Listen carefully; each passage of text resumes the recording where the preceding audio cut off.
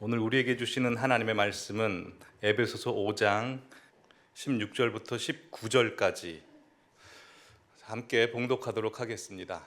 세월을 아끼라, 때가 악하니라. 그러므로 어리석은 자가 되지 말고 오직 주의 뜻이 무엇인가 이해하라.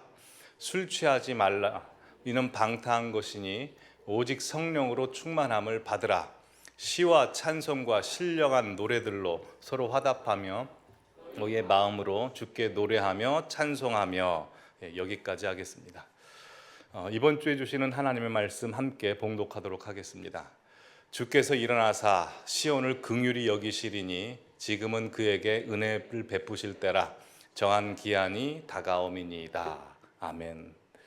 하나님께서 우리에게 주신 은혜를 베푸실 때가 있는데 그 때를 잘 지키기 위해서는 자리를 지키는 것이 가장 중요합니다. 자리를 항상 잘 지키시는 우리 성도님들에게 주님의 큰 은혜가 있기를 간절히 기원합니다. 오늘은 나에게 주신 시간을 구원하라, 나에게 주신 시간을 구원하라 라는 제목으로 하나님의 말씀을 나누도록 하겠습니다. 우리가 인생을 살면서 우리 운명을 결정해 주는 가장 결정적인 요소는 시간입니다. 우린 단 몇 분 차이로 운명의 사람을 만나기도 하고 또 단 몇 분 차이로 사람을 만나지 못하기도 합니다. 단 몇 초 차이로 사고를 당하기도 하고 단 몇 초 차이로 사고를 피하기도 합니다. 또한 단 몇 초 차이로 사람을 구해내기도 하고 사람을 구해내지 못하기도 합니다. 이렇게 시간이라고 하는 것은 우리 운명을 결정짓는 중요한 요소입니다. 그래서 성공하는 사람들의 7가지 습관들이란 책을 쓴 그 스티븐 코비라는 사람이 있지 않습니까? 스티븐 코비가 쓴 다른 책이 있습니다. 우리나라 말로 번역이 안 된 것으로 알고 있는데요. Daily Reflections for Highly Effective Teens라는 책인데요. 그 책에 보면 시간의 중요성에 대해서 이렇게 기록합니다. 1년의 가치를 알려면 대학 입시 시험에 실패한 학생에게 물어보고, 한 달의 가치를 알려면 미숙아를 낳은 엄마에게 물어보고, 한 주의 가치를 알려면 주간지 편집장에게 물어보고, 하루의 가치를 알려면 6명의 자녀를 먹여 살려야 하는 하루 노동자들에게 물어보고, 1시간의 가치를 알려면 애인을 기다리는 연인에게 물어보고, 1분의 가치를 알려면 막 기차를 놓친 사람에게 물어보고, 1초의 가치를 알려면 사고에서 구조된 사람에게 물어보고, 0.001초의 가치를 알려면 올림픽에서 금메달을 놓친 사람에게 물어보라. 정말 공감이 되지 않습니까? 단 몇 초 차이로 우리의 운명을 결정지어준다는 것입니다. 그러기에 우리는 하나님께서 우리에게 주신 시간을 소중히 여기며 그 시간을 잘 보내야 됩니다.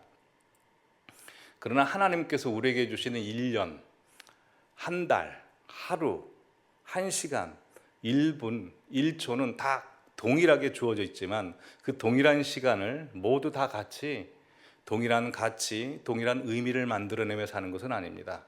우린 다 동일한 시간 안에서 살고 있지만 각자 그 시간을 다른 의미와 다른 가치를 만들어내고 살고 있습니다. 마치 숯과 다이아몬드가 만들어지는 과정과 비슷합니다. 숯과 다이아몬드는 동일한 요소로 만들어져 있습니다. 탄소로 만들어져 있습니다. 똑같은 탄소로 만들어져 있지만 하나는 숯이고 하나는 다이아몬드, 하늘과 땅 차이입니다. 왜냐하면 시간을 어떻게 보내느냐에 따라서 다이아몬드가 되기도 하고 숯이 되기도 하기 때문입니다. 숯은 지표면 위에서 단시간 나무를 태워 만드는 것이기 때문에 내부 구조가 불규칙하답니다. 밀도가 낮아서 부서지기 쉽고 그래서 검은 빛깔을 띈답니다. 그러나 반대로 다이아몬드는 지표면에서 150km 밑에 들어가서 엄청난 압력과 400도 넘는 온도로 계속 가열이 되기 때문에 오랜 시간 그 온도와 압력을 견뎌내고 만들어지기 때문에 내부 구조가 아주 균일하답니다. 밀도가 높습니다. 단단하고 또 빛을 다 투과시킵니다. 우리도 마찬가지입니다. 똑같은 24시간이라는 원소가 우리에게 주어져 있지만 우리가 그 시간을 어떻게 보느냐에 따라서 우리의 시간이 다이아몬드가 되기도 하고 숯이 되기도 합니다. 자, 그렇다면 우리 성도님들께서는 하나님께서 주신 소중한 시간을 다이아몬드로 만드십니까? 숯으로 만드십니까? 베드로 사도는 베드로후서 3장 8절에서 이렇게 말씀했습니다. 주께는 하루가 천년 같고 천년이 하루 같다. 이 말씀이 무슨 말씀입니까? 하나님께서 우리 인생을 보실 때 하루의 인생을 사는데도 천년의 가치를 가지고 사는 사람이 있는가 반면에 천년 동안 산다 할지라도 하루의 가치도 안 되게 사는 사람들이 있을 수 있다라는 것입니다. 지금으로부터 12년 전 영국 타블로이드 신문에 나오는 더 선지에 인생을 80년으로 봤을 때 사람들이 80년 동안 무엇을 얼마만의 시간을 소비하며 사는지를 조사한 적이 있습니다. 통계 보여주시면 1위가 일하거나 배우는 시간 총 26년이랍니다.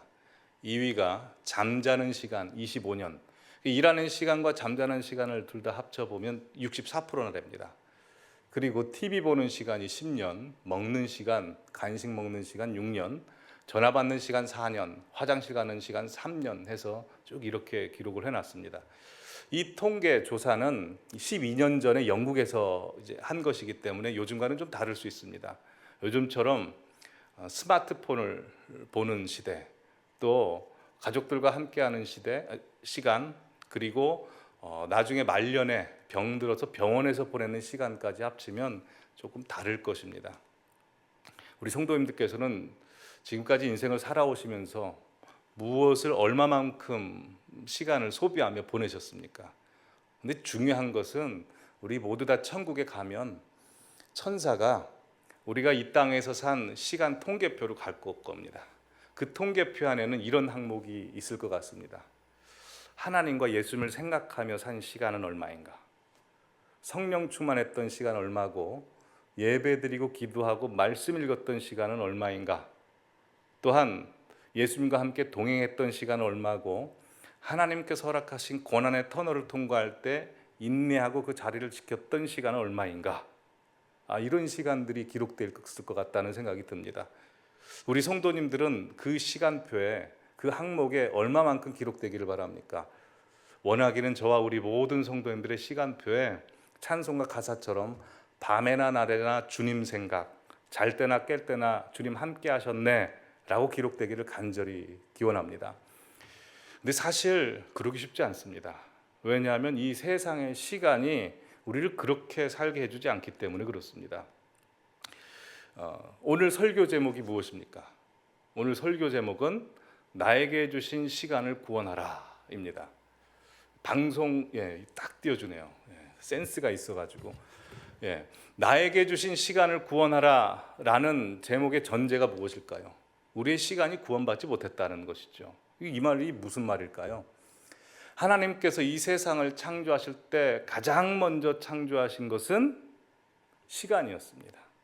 시간 밖에 계신 하나님께서 시간 밖에서 빛이 있으라 라고 말씀하시자 빛이 생기고 밤이 되고 낮이 되니 시간의 흐름이 생기게 됐습니다. 다들 아시다시피 이 시간은 헬라어로 두 가지로 이야기하죠. 첫 번째는 크로노스라고 하고 두 번째는 카이로스라고 합니다. 크로노스는 단순히 흘러가는 물리적인 시간, 객관적인 시간을 말하고, 카이로스는 하나님께서 구체적으로 계획하시고 개입하시는 좀 주관적인 시간입니다. 자, 그러면 질문 드리겠습니다. 하나님께서 태초에 가장 먼저 창조하신 것은 시간인데요. 그럼 그때 창조하셨던 시간은 크로노스일까요? 카이로스일까요? 답은 둘 다입니다. 카이로스의 시간과 크로노스의 시간이 하나였던 시간입니다. 카이로스라고 하는 것은 하나님이 충만했던 시간이지 않습니까? 그 물리적으로 흘러가는 그 시간에도 태초에 천지를 창조했을 때는 온 세상에 하나님이 충만하셨습니다. 그러나 크로노스와 카이로스가 분리되게 되죠. 언제일까요? 다들 아시다시피 아담과 하와가 죄를 지었을 때, 원죄로 말미암아 인간과 세상만 타락되고 왜곡됐을 뿐만 아니라 하나님께서 우리에게 주신 소중한 시간도 크로노스와 카이로스가 분리됨으로 말미암아 타락되고 왜곡되어 버렸습니다.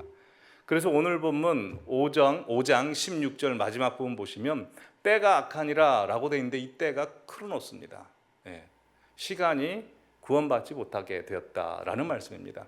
그래서 우리가 이 세상에서 아무리 내가 하나님 뜻대로 살겠다라고 작정해도 세상의 시간이 우리를 놔두지 않습니다. 몇 가지 예를 들어보죠. 우리나라에 태어난 사람은 아기 때부터, 어린아이 때부터 바쁩니다. 그렇지 않습니까? 학원 가야죠. 또 하여튼 많이 가야 됩니다. 어릴 때부터. 그러다 고3이 되면 엄청 바쁘죠. 학원 가야죠. 학원만 나오네요. 근데 학원이 한두 개가 아니지 않습니까? 뇌 학원도 가야 되고 하여튼 여러 가지 학원을 다닙니다. 고3이 되면 이제 3-4시간밖에 잠 안 자고 사회적 구조가 그러지 않습니까? 그러면 엄마도 아이들에 맞춰서 바쁩니다. 학원 알아봐줘야죠. 학원 데려다 줘야죠. 고3 되면 엄마들도 고3이 됩니다. 그럼 아빠들은 어떻습니까? 아빠들도 무지 바쁘죠. 회사에서 승진해야 됩니다. 그러려면 영어만 잘해가지고 안 되잖아요. 여러 각계 세계 국어를 다 해야 됩니다. 엄청 바쁩니다. 그러면 회사에서 직급이 높아지고 사장님이고 회장님이면 여유로우십니까? 아니죠. 만나야 될 사람들이 엄청 많고 또 회사나 공장에서 문제 터지면 새벽이고 밤중이고 그냥 뛰쳐나가야 되는 거 아닙니까? 그러면 은퇴하신 분들은 여유로우십니까? 은퇴하신 분들 최근에 봤더니 오히려 더 바쁘시더라고요. 이런 말이 있습니다. 백수가 과로 산다. 백수가 과로 산답니다. 너무 바빠서. 이 세상에 사는 사람들 다 바쁩니다. 두 번째로 세상의 시간은 볼 것, 먹을 것, 재미있는 것, 경험할 게 너무나 많습니다. 여러분 넷플릭스 한번 보십시오. 드라마 만든 사람들이 얼마나 똑똑하냐면요. 1화를 쭉 보고 있으면 유치한 것 같은데 1화를 다 볼 즈음에는 2화를 꼭 보고 싶습니다. 2화를 쭉 보다가 마지막에는 3화를 그렇게 보고 싶습니다. 드라마를 안 봐야지 라고 하면 이 드라마 제작하는 사람들이 얼마나 머리가 똑똑하냐면요. 우리가 드라마는 안 봐도 유튜브를 보지 않습니까? 유튜브에 그 드라마를 요약해주는 유튜버들이 있어요. 근데 그 유튜버들이 요약해 준 게 드라마보다 더 재밌거든요. 그거를 보다 보면 본편을 또 봐야 돼요. 그래서 세상에 보고 싶은 게 왜 이렇게 많은지 모르겠습니다. 끝이 없습니다. 뿐만 아니라 운동도요. 이게 운동도 빠지면 정말 재밌습니다. 운동 해보신 분들은 아시겠지만 그냥 가서 운동하는 게 아니죠. 자전거 하나를 해도요. 유튜브 들어가서 자전거를 어떻게 타는지 살펴봅니다. 자전거도 타는 기술이 있잖아요. 그리고 자전거를 타면 뭘 또 봐야 됩니까? 자전거를 연구해야 됩니다. 자전거 한 대 값이 웬만한 차값보다 더 비싸잖아요. 몇 천만 원, 몇 억까지 가는 게 있습니다. 그리고요, 자전거도 하신 분들 아시겠지만 안장 따로 사야 되죠. 손잡이 따로 사야 되죠. 휠 따로 사죠.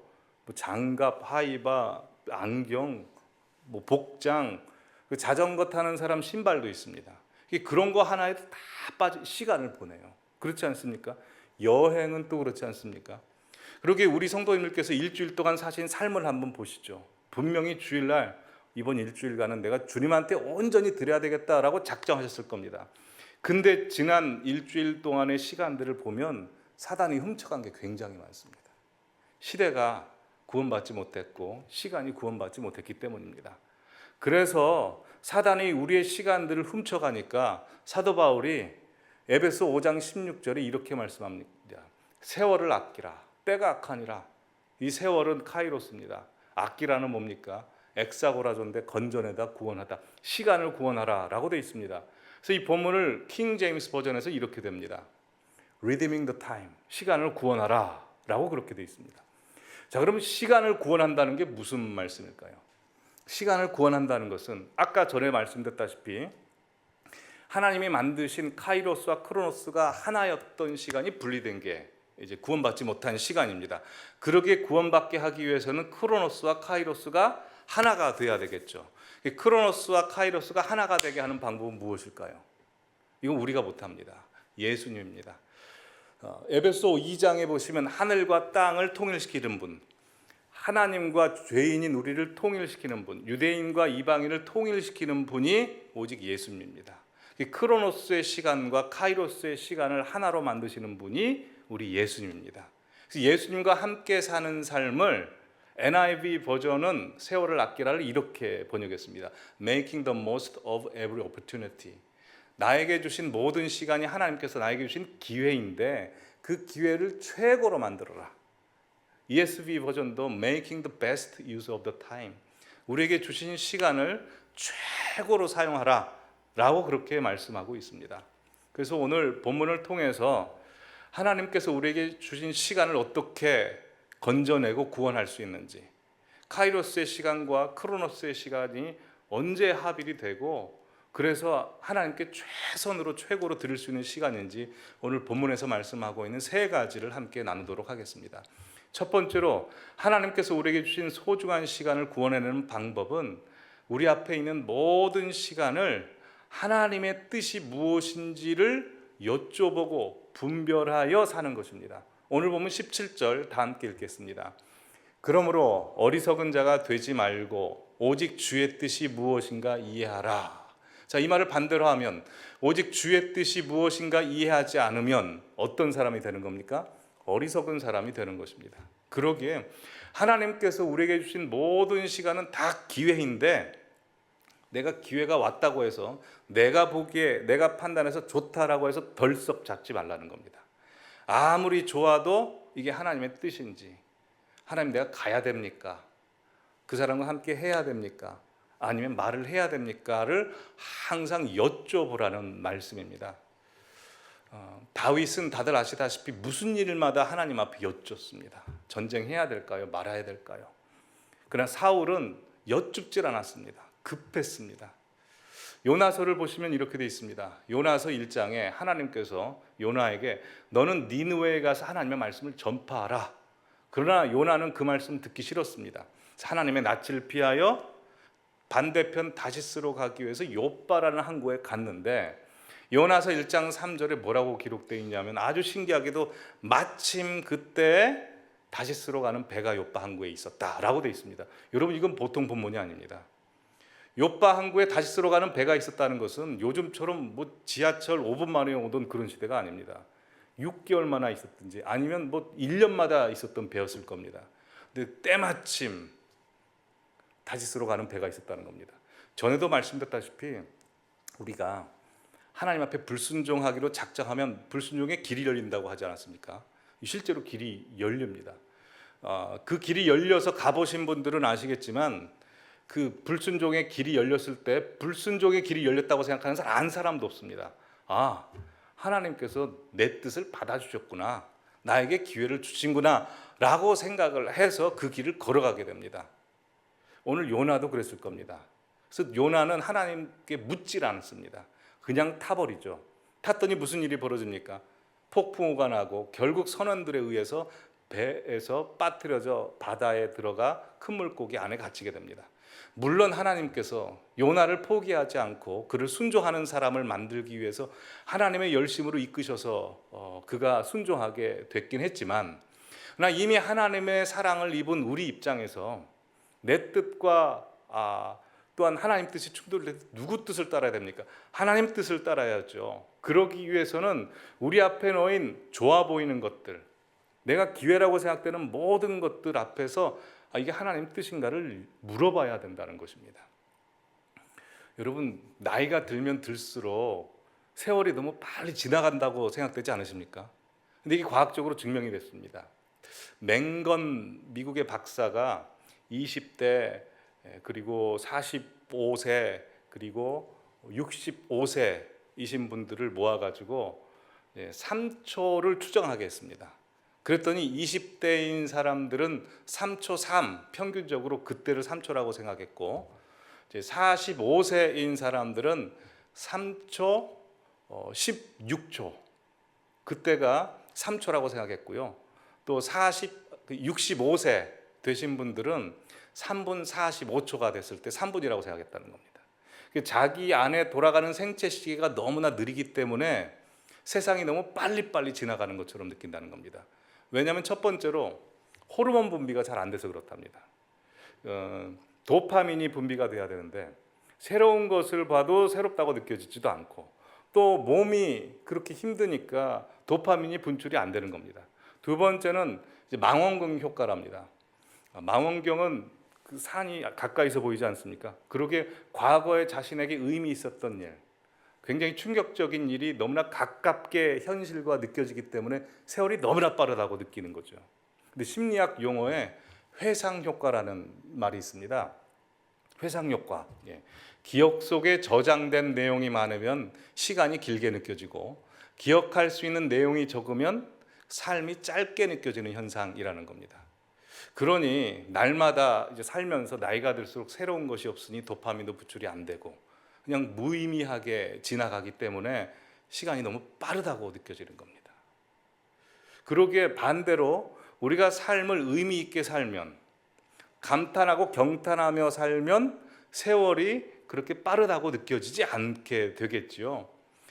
프로 바둑 기사들이 바둑을 두고 나서 항상 하는 게 있습니다. 복기라는 걸 하지 않습니까? 내가 두었던 180개 바둑알과 상대방이 두었던 180개 바둑알을 생각해냅니다. 어떻게 그 360개 바둑알을 프로 기사들은 다 생각해내고 기억해낼 수 있을까요? 한 돌을 뒀을 때 최선을 다한 거죠. 자신에게 질문했을 겁니다. 이 돌을 여기다 두는 게 맞을까? 이 돌을 내가 여기다 뒀을 때 상대방이 어디다 둘까? 수십 가지의 생각을 하고 자기에게 질문했기 때문에 360개의 돌의 위치를 다 기억하는 겁니다. 우리도 마찬가지입니다. 하나님께서 우리에게 주신 단 1분 1초라도 하나님, 제가 하나님 뜻대로 살고 싶은데 어떻게 해야 될까요? 무엇이 하나님의 뜻일까요? 한순간 한순간 묻고 살면 우리의 한순간은 하나님께서 보실 때 천년의 가치일 수 있다라는 것입니다. 우리는 하나님의 때를 너무나 기다립니다. 카이로스의 때, 내 기도가 응답이 되는 때, 내 문제가 해결이 되는 그 나의 주관적으로 다가오는 사건들을 기억합니다. 그러나 가장 중요한 것은 하나님의 때보다 하나님의 뜻입니다. 내가 기도가 응답이 되지 않더라도, 내가 지금 사망의 음침한 골짜기를 지나간다 할지라도, 내가 마음에 들지 않은 현실이라도 이 현실을 하나님께서 주셨다는 것을 믿고 이때 지금 하나님이 원하시는 뜻이 무엇인가를 알고 그 뜻대로 행하면 바로 크로노스의 시간과 카이로스의 시간이 하나가 되는 시간, 즉 하나님이 시간의 주인이 되는 시간인 것입니다. 그러기에 우리에게 주신 시간들을 한순간 한순간 하나님 앞에 묻고 그 뜻대로 사시는 우리 모든 성도님들 되시기 바랍니다. 두 번째로 하나님께서 우리에게 주신 시간을 구원해내는 방법은 성령 충만을 유지하는 것입니다. 에베소 5장 18절 같이 읽겠습니다. 술 취하지 말라. 이는 방탕한 것이니 오직 성령으로 충만함을 받으라. 성령 충만하다는 것은 우리 존재의 주인이 하나님으로 충만하다는 것이고, 하나님께서 우리의 시간을 하나님이 다 충만히 채운다라는 뜻입니다. 바울은 근데 성령 충만을 술 취함과 대조를 시켜놨습니다. 왜 술 취함과 대조를 시켜놨을까요? 술 취한 것과 비슷한 게 많기 때문이죠. 독주를 스피릿스라고 하더라고요. 근데 그 스피릿 할 때 S를 소문자로 씁니다. 근데 우리 성령님을 뭐라고 합니까? Holy Spirit이라고 하지 않습니까? 그 S자를 대문자로 합니다. 그래서 술 취함과 성령 충만이 비슷한 게 많은데요. 일단 술 취하신 분들의 특징이 무엇입니까? 혀가 이제 꼬부러집니다. 혀가. 성령 충만하면 어떻게 됩니까? 하나님께서 방언의 은사를 주셔서 이 꼬부라진 소리로 하나님을 높이게 됩니다. 또한 술 취하신 분들의 특징은 티를 안 낼 수가 없어요. 자신을 감출 수가 없다는 겁니다. 술 냄새가 납니다. 성령 충만도 그렇습니다. 성령 충만 받으신 분도 내가 성령 충만 받았는데 감춰야지 감춰질 수가 없습니다. 얼굴에 다 드러납니다. 찬양이 언제나 넘치면 은혜로 얼굴이 환해요 라고 돼 있듯이 성령 충만은 감출 수 없습니다. 술 취하신 분들은 또 뭘 많이 하죠? 노래를 부릅니다. 그 노래를 부르다가 웁니다. 그리고 웃습니다. 그리고 자꾸 술을 권합니다. 너도 마시라고. 성령 충만에도 똑같습니다. 말씀을 듣다가 웁니다. 찬양을 부르다가 웃습니다. 춤을 춥니다. 그리고 자꾸 너도 예수님 한번 믿어봐. 말씀 한번 들어봐 라고 권유하게 됩니다. 이렇게 성령 충만과 술 취함이 비슷한데요. 결정적인 차이가 있습니다. 술 취하면 술이 우리 중추신경계를 마비시켜서 우리를 타락하게 합니다. 방탕하게 합니다. 하지만 성령께서는 우리를 주장하심으로 말미암아 우리의 인생을 거룩하게 하시고 분별력 있게 합니다. 그래서 성령 충만한 사람의 특징은 집중력이 생깁니다. 나에게 없는 집중력이 생겨서 무슨 말을 해야 될지, 어떻게 대처해야 될지를 알게 되고, 또 분별력이 있습니다. 누구를 만나야 할지, 어디로 가야 할지, 지금 이 말을 해야 할지를 알게 됩니다. 뿐만 아니라 담대함과 용기를 주십니다. 거침없이 담대하게 복음을 전파하게 하십니다. 사도 바울이 그랬습니다. 사도 바울이 성령 충만하여 복음을 전할 때 아시아로 가야 할지, 저 마게도냐 유럽으로 가야 할지 모를 때 성령 충만한 상태에서 성령께서 알려주십니다. 마게도냐로 가라고. 그래서 마게도냐에 가서 복음을 전할 때 그 빌립보 사람들이 매질을 하고 감옥에 가둡니다. 그럼에도 불구하고 바울과 실라는 무너지지 않고 거침없이 담대하게 밤중에 하나님을 찬송합니다. 그러기에 성령 충만한 시간은 온전히 하나님으로 충만한 시간이기에 그 시간은 우리의 시간이 구원받는 시간입니다. 그러기에 하나님께서 우리를 지배하시는 그 성령 충만을 항상 유지하시는 저와 우리 모든 성도님들 되시기를 간절히 기원합니다. 세 번째로 우리의 시간을 구원하는 방법은 우리가 사는 날 동안 시와 찬미와 찬송으로 하나님 높이 올려드리고 서로 화답하고 하나님께 감사하며 사시는 겁니다. 오늘 에베소서 5장 19절 20절 같이 읽겠습니다. 시와 찬송과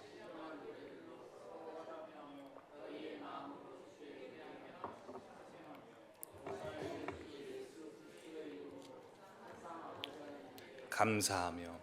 여러분, 우리가 찬송하고 감사하는 것은 하나님이 지금 나를 다스리고 있다라고 하는 선포입니다. 무슨 일이 있어도 하나님이 나의 주인이시다라고 하는 선포고, 그 현실을 이야기해 주는 게 찬송입니다. 다들 아시다시피 하나님께서 우리를 만드시는 목적은 찬송 부르기 위해서입니다. 자, 그러면 그 찬송 부르기 위해서 우리는 지으심을 받았는데요. 그럼 언제 찬송해야 될까요? 기도 응답을 받았을 때, 행복할 때, 기쁠 때, 마음 편할 때만 찬송하는 걸까요? 그러기 위해서 하나님께서 우리를 만드셨을까요? 아니죠.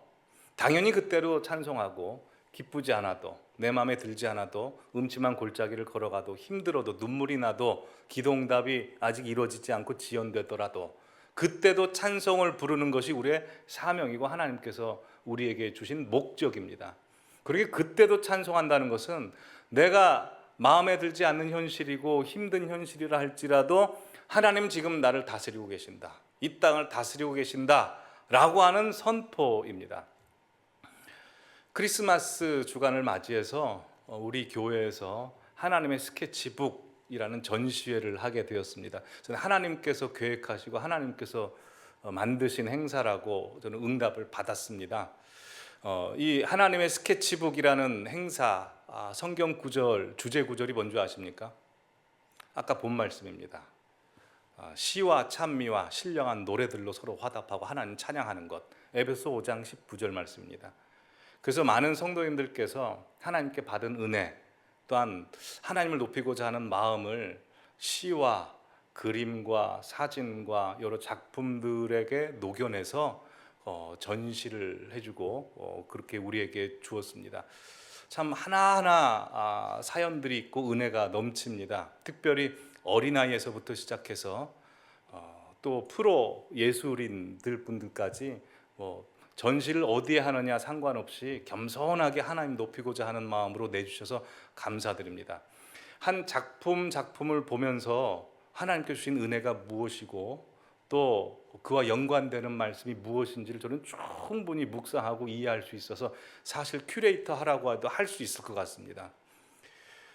근데 다들 자기보다 하나님을 높이기 위해서 이렇게 작품들을 내주셨기 때문에 사실 저희 목사님들께서도 그 작품들을 보면서 많은 은혜를 받으셨겠지만 이제 설교 시간에 가급적 나누지는 말아달라고 부탁을 했습니다. 근데 그럼에도 불구하고 한 작가, 한 작품만큼은 하나님께서 우리에게 함께 나누라고 주신 작품이라고 강하게 마음이 들어서 오늘 좀 소개해 드리려고 합니다. 하나님의 스케치북이라는 행사를 하겠다고 주일날 광고를 했을 그때 3층 복도에서 우연히 어떤 남자 집사님과 마주치게 됩니다. 근데 그 남자 집사님이 이렇게 말씀하셨습니다. 2년 전에 하나님의 부르심을 받고 천국에 간 여동생이 있었는데 그 여동생분이 생전에 그 복음을 전하고 예수님을 전하는 그 하나님의 미술 사업, 예술 사업을 꿈을 꾸셨답니다. 그래서 그 사업을 준비를 하다가 이제 암이 걸리셔서 여러 작품들을 준비했지만 출품을 못하고 유작이 된 작품이 있답니다. 근데 하나님의 스케치북이라는 그 행사에 대한 광고를 들었을 때, 아, 하나님께서 이게 우리 가정에 우리에게 주신 기회다라고 생각이 돼서 그 작품을 좀 보여드리고 싶다라고 그렇게 말씀을 하셨습니다. 그래서 그분의 사연을 들었는데요, 기가 막힙니다. 작가는 최혜선 자매님입니다. 그분은 어린 시절 칠암교회에서 예수님을 만납니다. 예수님을 참 사랑했던 분이었던 것 같습니다. 어린 시절부터 예수님과 함께 동행하시다가 대학은 서양 미술을 전공하게 됩니다. 그리고 1997년도에 뉴욕으로 이제 유학을 가시게 됩니다. 근데 97년도에 뉴욕에서 유학을 할 때 유학만 한 게 아니고 한 20명 남짓 되는 작은 한인 개척교회를 섬기게 됩니다. 그 개척교회에 대한 마음을 주시니까 아마 그 개척교회 목사님과 개척교회를 섬기고 싶으셨나 봅니다. 유학 중에 장학금 받으면 그 장학금 자기 생활비로 쓰고 일부러 교회를 위해서 학원, 미술학원 강사도 하고 SAT 강사를 한 겁니다. 그렇게 해서 1997년부터 2012년도까지 거기서 나오는 대부분의 돈을 헌금을 하신 겁니다. 그 개척교회. 아마 목사님 사례비로 드린 것 같아요. 그렇게 2012년도까지 열심히 하나님 앞에 헌신하고 계시다가 2012년도에 한국에 돌아오십니다. 그리고 이제 좀 한참 지난 후에 기도 중에 하나님께서 주신 비전을 봅니다. 작품을 만들어서 예수님을 전하는, 하나님의 말씀을 전하고자 하는 그런 마음을 주십니다. 그래서 그 사업 프로젝트를 이름을 짓는데요. 그 이름을 카리스마가 은혜 아닙니까? S를 붙여서 은혜들이라고 해서 카리스마스라고 하나님의 사업의 프로젝트를 정합니다. 근데 서양 미술을 전공하셨는데 보다 많은 사람들에게 복음을 그리고 하나님의 말씀과 예수님을 쉽게 전하기 위해서 좀 변경해서 굿즈를 만들기로 합니다. 모두 쉽게 알게 하기 위해서. 그래서 그 굿즈를 작업을 하는데요, 그냥 작업한 게 아니라 작업 하나하나가 하나님 앞에 드리는 예배로 작업을 합니다. 그래서 9가지 수칙을 정해요. 9가지 수칙을 보여주시겠습니까? 첫 번째, 하나님을 항상 사랑하고 감탄할 것, 매일 성경 읽고 큐티할 것, 목적, 전도와 찬양에 초집중할 것. 그래서 전도하신 분이 그렇게 많다는 겁니다. 그리고 네 번째, 선물의 의미에 대해서 항상 묵상하고 감탄할 것. 다섯 번째, 복음을 어떻게 전할 것인가에 대한 충실한 답을 찾을 것. 모든 아이템의 근거가 되는 말씀이 있을 것, 말씀에 대한 충분한 묵상을 하고, 또 성령의 감동에 이끌려 디자인하고 피상적인 내용 전달은 금지할 것. 여섯 번째, 모든 작업은 예배다. 주 앞에 성결할 것. 일곱 번째, 하나님의 성품을 묵상하고 아이템에 드러낸다. 이따 보시면 아시겠지만 그 아이템에 다 드러납니다. 그리고 여덟 번째, 자긍하지 않는다. 우리는 도구다. 아홉 번째, 하나님을 향한 집중도가 떨어지지 않도록 경계한다 라고 해서 이 9가지 수칙을 정해놓고 몇 년 동안 작업을 한 겁니다. 그 작품을 한번 보시겠습니다. 보신 분도 있겠지만, 첫 번째, 무리를 걸으신 예수님을 표현한 작품입니다. 어린아이도 봐도 쉽게 이해할 수 있습니다. 어항에 지금 예수님이 떠 있습니다. 아이들 목욕하다 보면 뭐 병아리 떠 있는 거 있지 않습니까? 그런 식으로 예수님을 딱 만들어 놨습니다. 참 은혜와 지혜가 깃들어 있지 않습니까? 다음 작품 한번 보여주시죠. 저는 여기에 은혜를 참 많이 받았는데요, 성경책인데 지우개입니다. 왜 지우개일까? 말씀 자체이신 예수 그리스도께서 우리의 죄를 지워주기 때문에 라고 해서 이렇게 만든 겁니다. 그 다음 작품, 무지개 반지입니다. 무지개 다 아시죠? 하나님께서 이 세상을 홍수로 심판하셨을 때 내가 다시는 너희를 심판하지 않겠다, 물로 심판하지 않겠다 라고 하셔서 무지개를 주셨는데 그걸 반지로 만들었네요. 하나님과 우리가 하나가 되는 반지. 다 지혜가 있습니다. 그리고 그 다음 작품 보여주시면, 이건 그냥 선물 상자인데요. 선물 상자의 맨 처음에 창세기 1장 1절, 태초에 하나님이 천지를 창조하시니라. 마지막은 성경의 마지막 장 마지막 절, 요한계시록 22장 21절, 마라나타 아멘 주 예수여 오시옵소서. 이 말씀을 처음과 나중 해서 그렇게 작품을 만든 겁니다. 이 작품에도 예수님, 아기 예수님, 엄지손가락만한 아기 예수님이 있습니다. 위에서 보신 분들 다 계실 겁니다. 마치 모세가 하나님으로부터 성막의 설계도를 봤을 때 오홀리압 부살렐이 성령의 감동과 지혜로 말미암아 성막을 만들었듯이 이 작업을 하신 겁니다. 근데 이 프로젝트를 아마 2016년 어간에 시작을 하신 것 아닌가라고 생각되는데요. 이 프로젝트를 시작하자마자 암에 걸리셨습니다. 암 투병 생활을 하시면서 이 작업을 하셨는데요. 근데 놀라운 사실은 자신이 암에 걸렸다는 것을 가족들에게 알리지 않아요. 그래서 그 오빠 되시는 집사님이 언제 자신의 여동생이 암에 걸렸다는 사실을 아냐면, 최혜선 자매님이 2022년 5월 6일 날 하나님 품으로 돌아가시는데 아마 2021년 6개월 전, 7개월 전에 하셨답니다. 그리고 어머니께서는 언제 하셨냐면 8일 전에 그때 하셨습니다. 아니 왜 그럼 그때 가족들이 알게 되었는지 여쭤봤더니, 만약 가족들이 알게 되면 이 카리스마스 작업이 중단될까 봐, 그러니 가족들 입장에서는 얼마나 야속하고 때로 밉기도 하고 화가 나고 또 미안하고 절망적이겠습니까? 그래서 큰언니 되시는 분은 최근까지도 하나님 앞에 너무나 서운해가지고 시험이 드셨답니다. 근데 다시 이제 회복되셨답니다. 근데 왜 최혜선 자매님이 이렇게까지 여기에 매달리셨을까를 그분의 수첩을 보면 알 수 있습니다. 수첩 보여주시죠. 보시면 이렇게 되어 있습니다. 아버지, 카리스마스가 이 세상의 모든 것이 아버지의 것임을 알게 하소서.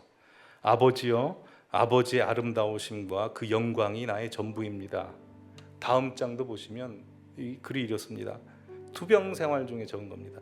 아버지, 내가 내 육신이 죽는 날 내 몸에, 내 뇌에 주님이 주셨던 어떤 재능도 어떤 가능성도 한 방울도 남아있지 않게 하소서 라고 해서 자신의 모든 것을 다 갈아서 하나님 앞에 드리고자 하는 마음이 있습니다. 다음 장도 한번 보시면 아마 큐티를 적은 것 같아요. 근데 보면 눈물 자국이 있죠. 이렇게 투병 생활을 하신 겁니다. 그러니까 한 시간 놓치지 않으려고 최선을 다하신 거죠. 그분이 마지막 투병 생활을 하시면서 기록했던 일기가 있습니다. 그 일기를 보여주시면 이렇습니다. 생애 최고로 바쁜 나날들이다. 지난 한 주간 카리스마스는 많은 진전이 있었다. 암세포는 이미 온몸으로 퍼져 그 통증은 화수목의 절정에 이르고 뇌가 과열되어서 녹을 것 같았다. 쉬고 싶고 한적한 곳을 찾아가고 싶은 마음, 하지만 나의 모든 것, 하나님이 주신 모든 것을 올바른 방향으로 쏟아내고 있다. 마지막 약과 처방으로 치달아갈수록 나는 더 타이트하게 스케줄링을 하고 지체 없이 모든 일을 추진하게 된다. 병이 아니었다면 이 일들을 이렇게 빨리 고밀도로 처리할 수 없었을 것이다. 하나님은 나의 건강을 잠시 포기하고서 중요한 것들을 이루어내시는 것이다. 이제 하나님 앞에 고백합니다. 아버지, 나는 이런 거 견디기가 어렵고 빨리 세상을 뜨고 싶어요. 그러나 내가 좀 더 활동한다면 하나님 나라에는 적으나마 반드시 유익이 될 줄 믿습니다. 아버지, 내 몸의 모든 것이 아버지의 것이고 나의 잘못된 관리로 시스템 오류가 발생하여 암세포가 생겼어도 그것의 소유는 하나님의 것입니다. 자기 영혼에게 명령합니다. 내 영혼아, 나의 모든 세포들아, 내 모든 암세포들아, 너희 하나님 아버지를 다만 찬양할지어다. 하나님, 저는 기적이 필요합니다. 누구도 부인하지 못할 하나님의 그 큰 기적이 필요합니다 라고 고백하는 겁니다. 얘기를 들어보니까요, 천국으로 가시기 전 10보름 때부터 우리 남자 집사님과 함께 병실에서 먹고 자고 시간을 보냈는데 그 시간도 계속 기도를 하셨답니다. 너무 통증이 심하고 고통이 심하기 때문에 이제 마약성 주사를 놓지 않습니까? 그래서 정신을 잠깐 있는데도 불구하고 그렇게 통증이 심함에도 불구하고 기도를 하려고 마지막 순간까지. 그래서 그 남자 집사님께서 나랑 릴레이 기도를 하자 해서 그렇게 시간을 보내셨답니다. 하나님께서 주신 그 소중한 시간 1분 1초도 하나님을 내 주인으로 모시고 하나님을 찬양하기 위해서 그렇게 시간을 보낸 겁니다. 여러분, 우리도 곧 천국에 갑니다. 다윗이 고백했습니다. 내 인생 봤더니 내 인생 하나님 앞에 손바닥 한 뼘도 되지 않습니다. 모세도 이렇게 얘기합니다. 내 인생 활시위에서 떠난 쏜 화살처럼 순식간에 날아가 버리는 인생입니다. 하지만 하나님께서는 우리의 쏜 화살처럼 날아가는 순식간의 인생이라 할지라도 아브라함이 보냈던 시간들을 다 기억하셨고요, 다윗이 하나님을 사랑하며 보냈던 그 시간도 다 기억하셨습니다. 우리의 인생이 그러길 바랍니다. 다 천국에 가지만 우리의 인생이 하나님만 높여드리는 시간, 우리의 버려진 시간이 아니라 구원해내는 하나님의 충만한 시간이 되길 바랍니다. 우리 함께 찬송하시겠습니다. 나를 통하여. 지금 서 있는 이곳에서, 지금 서 있는 이곳에서 높임을 받으소서. 내가 밟는 땅 주님의 땅이니 하늘이 주의 이름 높이 올리며 넓은 바다가 주를 노래해. 모든 만물 주를 경배해. 모든 입술 주를 찬양해. 천지를 만드신 만물의 통치자 높임을 받으소서. 내 평생에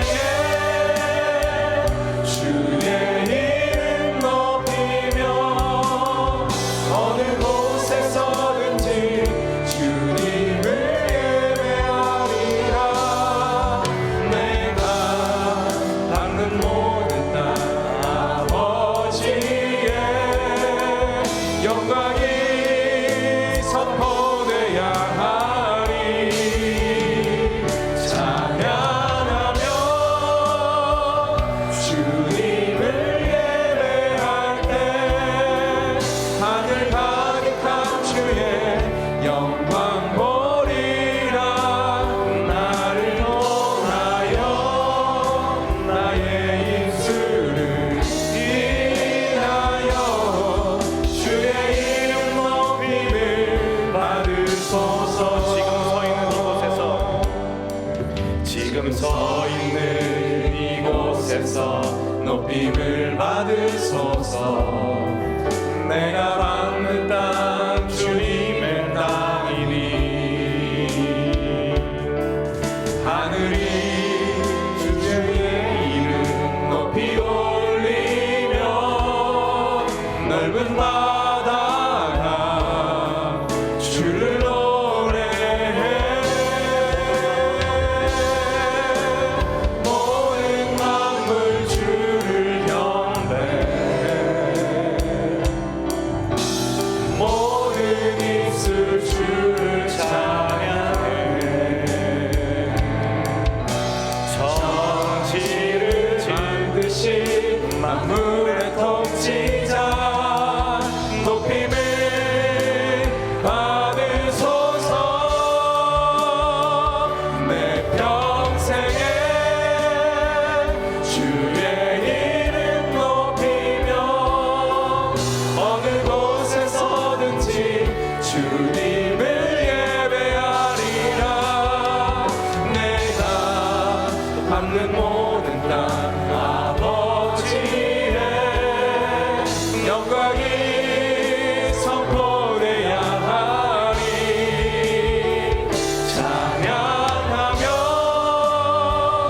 주님을 예배할 때 하늘 가득한 주의 영광 보리라.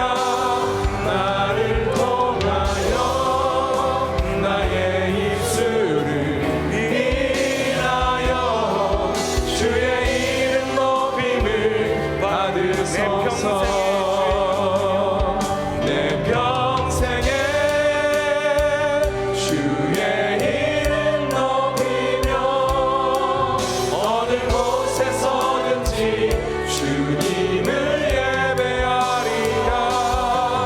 내가 만든 모든 땅 아버지의 영광이 선포되야 하리. 찬양하며 주님을 예배할 때 하늘 가득한 주의 영광 보리라. 나를 통하여 나의 입술을 인하여 주의 이름 높임을 받으소서.